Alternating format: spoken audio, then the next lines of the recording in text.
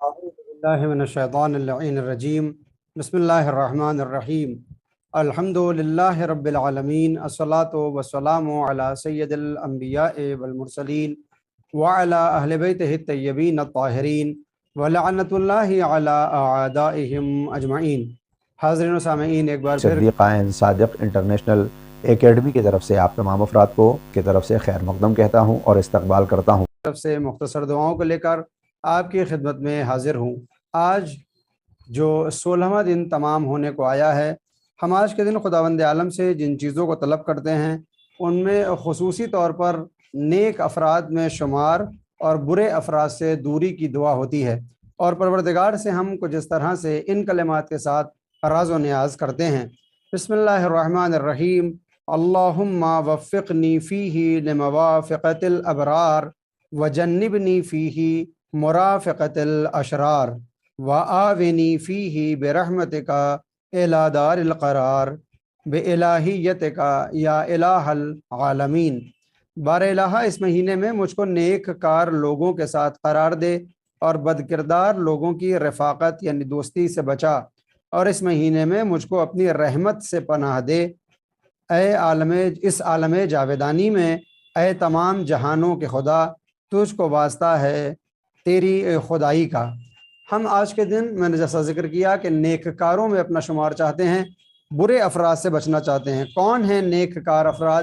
جن کو قرآن میں اور احادیث میں، روایات میں ابرار کے نام سے یاد کیا جاتا ہے، اور برے افراد کو اشرار کے نام سے یاد کیا جاتا ہے؟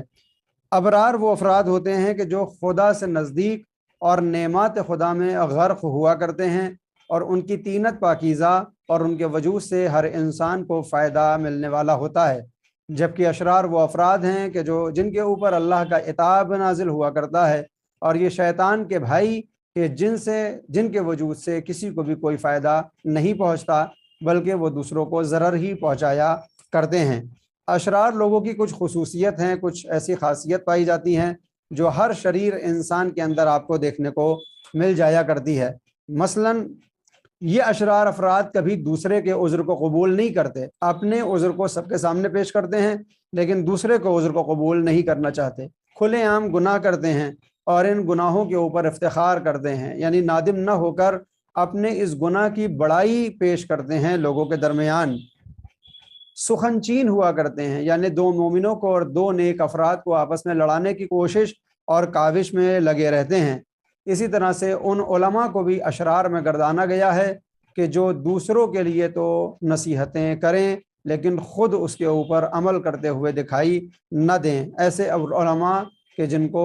فساد سے محبت ہو جائے اور وہ معاشرے کے اندر فساد پھیلانے لگیں اپنی ذات سے یا اپنے کلام کے ذریعے، تو ان کو بھی اشرار کی فہرست میں رکھا گیا ہے۔ خداوند عالم سے ہمیں ہر وقت دعا کرنا چاہیے کہ اللہ ہمارا شمار شریروں میں نہ کرے، بلکہ نیک افراد یعنی جو ابرار ہوا کرتے ہیں ان میں ہمارا شمار ہو۔ اس دعا کے ساتھ ہی جیسا کہ آپ کے علم میں ہے کہ ہم آہستہ آہستہ شب 17 میں ماہ رمضان یعنی 17ویں رمضان کی شب کی طرف وارد ہو رہے ہیں۔ 17 ماہ رمضان مبارک جو منسوب ہے جنگ بدر سے، اور آج آنے والی رات وہ بابرکت رات ہے کہ جس رات پیغمبر اسلام نے اپنے چاہنے والوں کو رات بھر جاگنے کا حکم دیا اور یہ فرمایا کہ تم دعا کرو، اللہ سے راز و نیاز کرو تاکہ کل جنگ کے میدان میں تم کامیاب و کامران ہو جاؤ۔ اور یہی وہ آج کی رات ہوگی کہ جس میں پیغمبر اسلام کے صرف 313 افراد اپنے اخلاص اور اپنے ارادے کی مضبوطی کی بنیاد پر ان 1000 کے کفار کے لشکر سے لڑ جائیں گے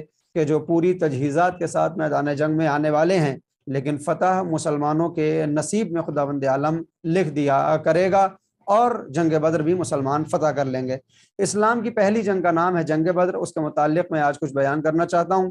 غزوہ بدر یا بدر الکبریٰ، عربی میں اس کو غزوہ بدر کہا جاتا ہے، جس کو ہم اردو یا فارسی میں جنگ بدر کے نام سے یاد کرتے ہیں۔ یہ سب سے پہلی جنگ ہے اور سب سے اہم بھی۔ 17 رمضان المبارک سن 2 ہجری کو بمقام بدر مسلمانوں اور مشرکین قریش کے درمیان لڑائی اس میں برپا ہوئی۔ اس جنگ میں گو کہ مسلمانوں کی افراد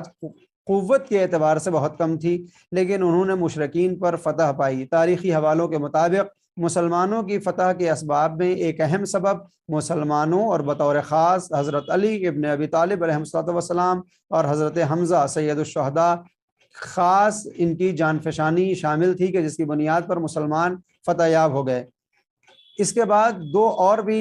غزوات ہیں جن کو بدر کے نام سے ہی یاد کیا جاتا ہے، ایک کو بدر الاولیٰ اور بدر الموعد کہا جاتا ہے، لیکن تاریخی ماخذ میں غزوہ بدر یا جنگ بدر سے مراد بدر الکبریٰ یعنی وہی جنگ ہے جس کی بات ابھی تک کی جا رہی ہے۔ بات کی جائے کہ کہاں پر یہ جنگ بدر واقع ہوئی ہے تو منطقے کے اعتبار سے منطقہ بدر مدینے سے تقریباً 150 اور مکے سے 310 اور بحر احمر سے 45 کلومیٹر کے فاصلے پر واقع ہے۔ موجودہ زمانے میں یہ ایک آباد شہر ہے۔ شاہراہ ہجرت بننے سے پہلے، شاہراہ ہجرت سے قبل مکے سے مدینے اور مدینے سے مکے جانے کا راستہ اسی علاقے سے گزرتا تھا، لیکن اس وقت مسافرین اس راستے سے سفر نہیں کرتے۔ اس علاقے میں شہدائے بدر کا مقبرہ مسلمانوں کی زیارت گاہ ہے۔ شہدائے بدر کے مقبرے کے قریب ایک عمومی قبرستان بھی ہے۔ منطقہ بدر قدیم الایام میں عربوں کے اجتماع کا مقام سمجھا جاتا تھا، اور یہاں ہر سال ماہ ذی القعدہ سے 8 دنوں کے لیے ایک منڈی بپا ہوتی تھی کہ جس میں افراد اپنے سامان کو خریدا کیا کرتے تھے۔ جنگ بدر کے اگر اسباب کی بات کی جائے تو مشہور روایت کے مطابق یہ اہم واقعہ 17 رمضان المبارک بروز جمعہ اور ایک روایت کے مطابق 17 یا 19 رمضان المبارک سن 2 ہجری بروز دوشنبہ رونما ہوا۔ ہجرت سے قبل کفار قریش مسلمانوں کو مختلف طریقوں سے آزار و اذیت اور جلاوطنی جیسے اقدامات کا شکار بنایا کرتے تھے۔ وہ گھر بار چھوڑنے پر مجبور ہو جاتے تھے مسلمان، اور مناسک حج بجا لانے سے منع کر دیا گیا تھا ان مسلمانوں کو، لیکن انہیں خدا کی طرف سے مشرکین قریش کے ساتھ جنگ کا اذن نہیں تھا اور انہیں فقط صبر کی دعوت دی جاتی تھی۔ مسلمان ہجرت کر کے جب مدینے چلے گئے تو خداوند متعال نے ان پر روا رکھے گئے مظالم کی یادآوری کرائی اور انہیں اذن جہاد عطا کیا، یعنی جب تک مکے میں موجود تھے اذن جہاد نہ تھا، جب مدینے میں پہنچے تو اذن جہاد ملا اور جنگ بدر رونما ہوئی۔ جنگ بدر سے قبل مسلمانوں نے کبھی، یہ جو مسلمان ہوئے ہیں پہلی مرتبہ کسی جنگ میں جا رہے ہیں، کیونکہ اس سے پہلے جو جنگیں ہوتی تھی وہ سردار لڑا کرتے تھے، اور اس وقت جو سردار تھے وہ سب کے سب مسلمانوں کے مخالف یعنی کفار قریش تھے۔ یہ ایک ایسی جنگ تھی کہ جس کو آج کی زبان میں ہم کہہ سکتے ہیں کہ تمام نوسیکھیا افراد شامل تھے، لیکن خدا کی مدد ہوئی اور مسلمان اس جنگ کو جیت گئے۔ اگر بات کی جائے کہ اس جنگ میں جو سالار بنایا گیا ہے تو اس طرف سے یعنی کفار کی طرف سے ابو سفیان سالار ہے، جس کو شام میں اطلاع ملتی ہے کہ مسلمان کاروان قریش کا سامنا کرنے کی تیاری کر چکے ہیں،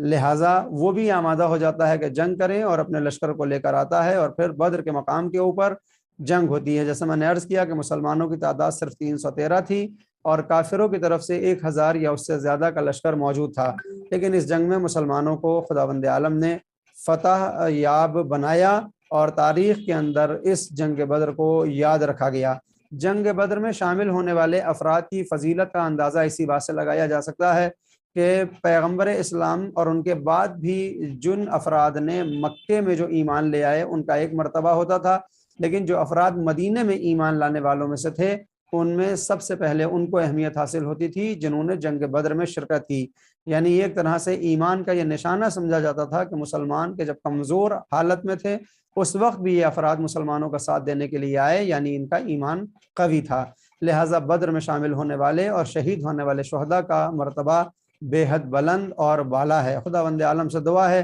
کہ جس طرح سے اس موقع کے اوپر ظالم اور باطل طاقتیں شکست سے دوچار ہوئیں اور حق کا پرچم لہرا گیا، انشاءاللہ پھر ایک مرتبہ اگر موقع ہو تو پھر وہی قصہ دہرایا جائے اور حق کا پرچم بلند ہو اور شر کا پرچم نیست و نابود ہو جائے۔ ہم بھی منتظر ہیں کہ ایک مرتبہ پھر امام زمان علیہ الصلوۃ والسلام اجل اللہ تعالیٰ فرجہ شریف آپ ظہور فرمائیں اور ہم اپنے ایمان کے ساتھ اس تیاری کے لیے اپنے آپ کو آمادہ رکھیں کہ جس تیاری کے لیے ہر وقت معصومین علیہ الصلوۃ والسلام نے حکم دیا ہے۔ جب تک امام علیہ الصلوۃ والسلام پردہ غیب میں ہیں ہم اپنے جہاد بن نفس کو جاری رکھیں، اپنے وجود کو پاک و پاکیزہ بنائے رکھیں تاکہ اللہ کی مدد آئے اور حق کا پرچم بلند ہو جائے۔ امید کرتا ہوں کہ جنگ بدر سے متعلق آپ حضرات کو اگر مزید جستجو ہوگی تو کتابوں کے اندر ضرور تلاش کریں گے۔ میں اپنی بات کو یہیں پر ختم کرتا ہوں۔ اپنی دعائے خیر میں ہم سب کو یاد رکھیں۔ وآخر دعوانا ان الحمد للہ رب العالمین۔